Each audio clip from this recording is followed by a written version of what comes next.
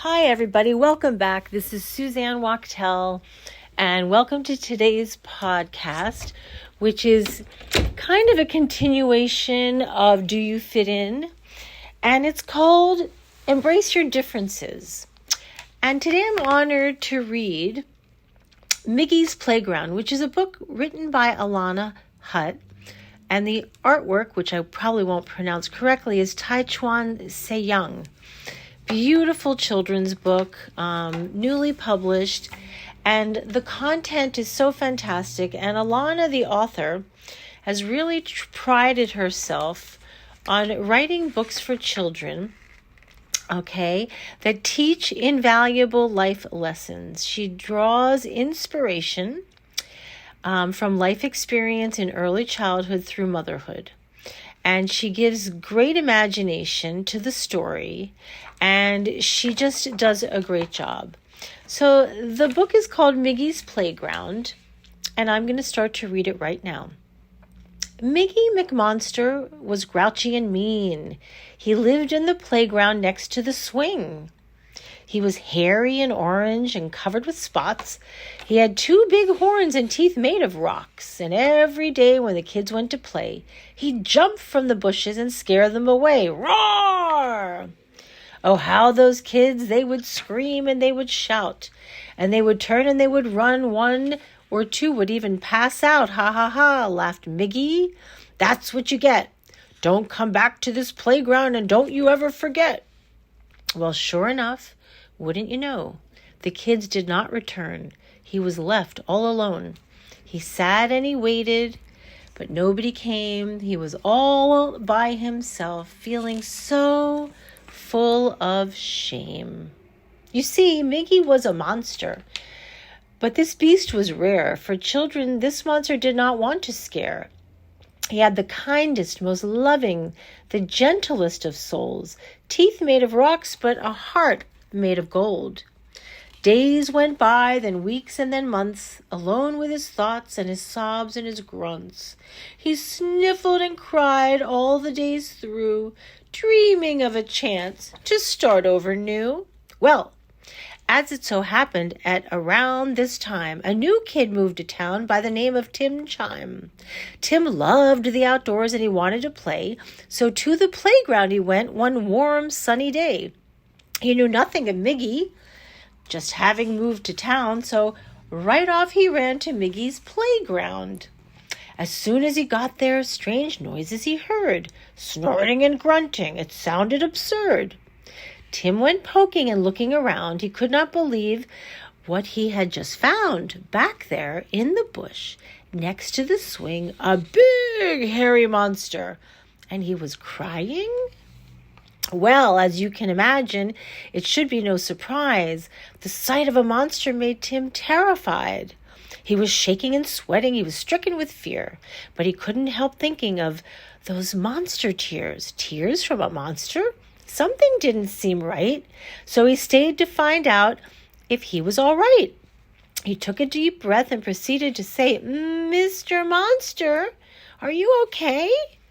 Miggy looked up. Oh, hello, he replied, wiping his eyes of the tears he had cried.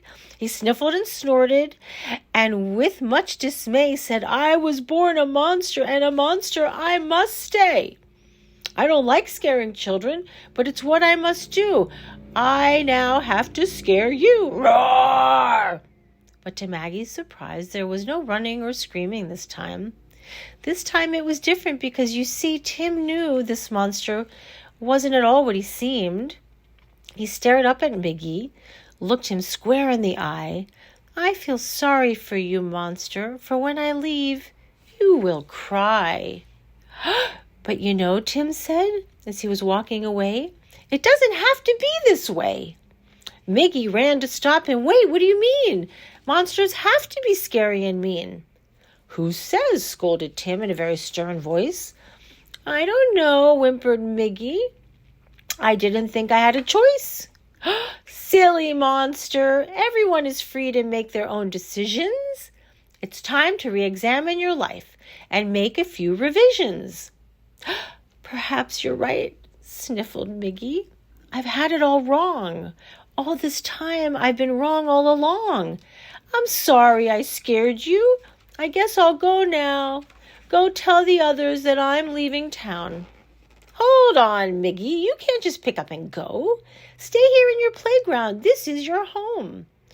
"You mean it?" Miggy said, giving his toothiest grin. "It's not what's outside that counts. It's what's here within. Just be yourself, and I'm sure they'll agree you are exactly where you are meant to be." They began to laugh, and that attracted attention. The children all gathered with much apprehension. They were nervous and shaky. It was pretty intense. As they huddled to peep through the hole in the fence, they couldn't believe it. It just could not be true. This wasn't the monster they knew. The children called out, "Hey, can we come in?" "Of course, yes, of course," Miggy said with a grin. "And now that you're here, I just want to say I'm a new monster now, and I just want to play. I'm sorry I scared you for kicking you out. I'm sorry for growling and for making you pout. I'm sorry I chased you. I didn't know then what I know now. Can we all be friends?" All at once, the children let out a cheer. Miggy was so happy he smiled from ear to ear. He explained how Tim helped him to see that being true to yourself is how life should be. And together they played until the sun went down, and every day thereafter on Miggy's playground. What a beautiful story. Don't you all agree? So, after reading Miggy's Playground about a big scary monster who really was just a big-hearted mush and felt he had to be a certain way, then realized that he needed to be himself, which was kind and loving and friendly. So to yourselves be true.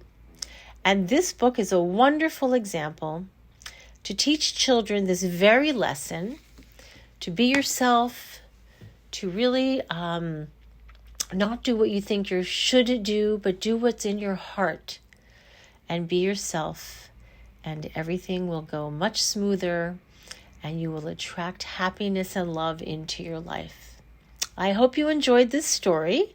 A little different reading you a children's story, but I thought this one had such a beautiful message about self-love and acceptance, overcoming the pressure to conform, embracing differences, and discovering a way to be authentic, which eventually leads to inner peace and true happiness. Goodbye for now. Namaste.